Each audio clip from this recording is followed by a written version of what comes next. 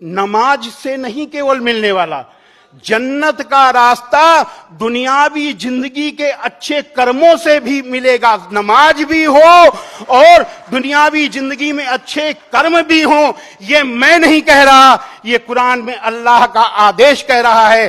कुरान के सूरा 2 आयत नंबर 112 में है, जिस किसी ने अपने आप को अल्लाह के सुपुर्द कर दिया और उसका काम भी अच्छा से अच्छा हो तो उसका बदला उसके परवरदिगार के पास है। ऐसे लोगों को अंतिम दिन यानी क़यामत के दिन न तो किसी तरीके का डर होगा और न किसी तरीके का दुख होगा।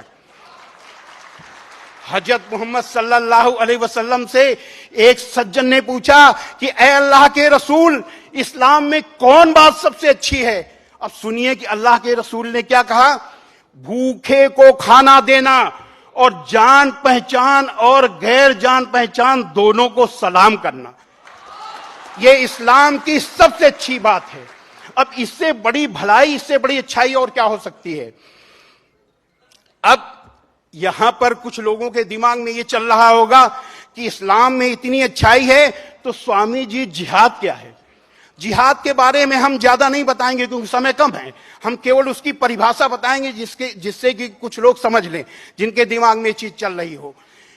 इस जिहाद की परिभाषा है कि असत्य, अन्याय, अत्याचार का विरोध करने के लिए और अपनी जीवन की रक्षा के लिए किया गया हर तरह का प्रयास जिसका अंतिम विकल्प युद्ध है, जिहाद है। यानी असत्य, अन्याय, अत्याचार और अपने जीवन की रक्षा के लिए जब सारे प्रयास समाप्त हो जाएं, बातचीत के सारे रास्ते बंद हो जाएं, तो जो अंतिम विकल्प जो युद्ध होता है वो जिहाद का युद्ध है। ये है जिहाद।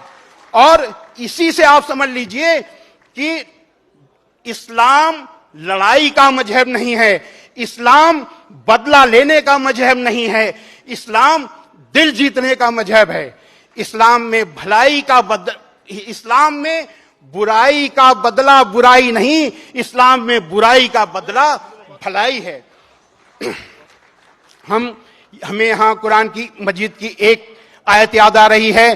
कुरान मजीद के सूरा 41 आयत नंबर 34 में है, भलाई और बुराई बराबर नहीं हो सकती, तो लोगों की सख्त बातों का ऐसे तरीके से जवाब दो जो बहुत अच्छा हो। ऐसा करने से तुम देखोगे कि जिसमें और तुम में पहले दुश्मनी थी अब वो तुम्हारा गहरा दोस्त है।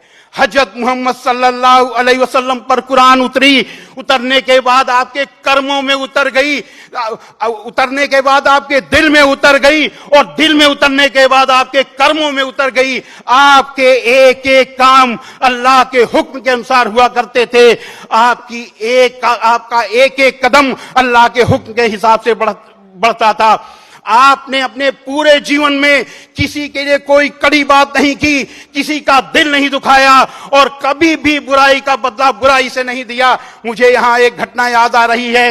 एक बुढ़िया माई, आप जिस रास्ते से जाते थे वो बुढ़िया माई, वो गैर मुस्लिम थी, वहां पर रहती थी, वो इतना चिढ़ती थी कि आपके ऊपर कूड़ा फेंकती थी। एक बार लगातार 3 दिन कूड़ा नहीं फेंका। हजरत मोहम्मद सल्लल्लाहु अलैहि वसल्लम ने सोचा कि बुढ़िया माई कहीं बीमार तो नहीं हो गई, उसने मेरे ऊपर 3 दिन कूड़ा नहीं फेंका। वो उन्होंने आवाज दी, माई माई। बुढ़िया माई ने पूछा, कौन? आपने कहा, मैं मोहम्मद। इतना सुनना था कि बुढ़िया माई बहुत जोर से नाराज हुई, बोली, ए मोहम्मद यहां कैसे आए? आपने कहा, माई आपने 3 दिन से मेरे ऊपर कूड़ा नहीं फेंका, मैंने सोचा कहीं आप बीमार तो नहीं हो गई, मैं आपको देखने चला आया। इतना सुनना था कि बुढ़िया माई फूट फूट कर रोने लगी, ऐ मोहम्मद आप कितने अच्छे हो, मैं कितनी बुरी हूं, मैं आपके ऊपर रोज कूड़ा फेंकती थी और आप मेरा हाल लेने आए हो। और अंतिम समय बुढ़िया माई आपकी अनुयायी बन गई। हजरत मोहम्मद सल्लल्लाहु अलैहि वसल्लम ने बुढ़िया माई की बुराई की वजह से बुढ़िया माई से लड़ाई नहीं की, बुढ़िया माई से बदला नहीं लिया, बल्कि अपने अच्छे आचरण, अच्छे अमल से बुढ़िया माई का दिल जीत लिया। हजरत भलाई और बुराई बराबर नहीं हो सकती, तो लोगों की सख्त बातों का ऐसे तरीके से जवाब दो जो बहुत अच्छा हो। ऐसा करने से तुम देखोगे कि जिसमें और तुम में पहले दुश्मनी थी, अब वो तुम्हारा गहरा दोस्त है। हजरत मोहम्मद सल्लल्लाहु अलैहि वसल्लम दुनिया के सबसे अच्छे इंसान थे।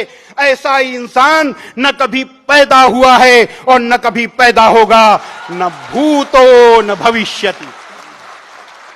ये है इस्लाम।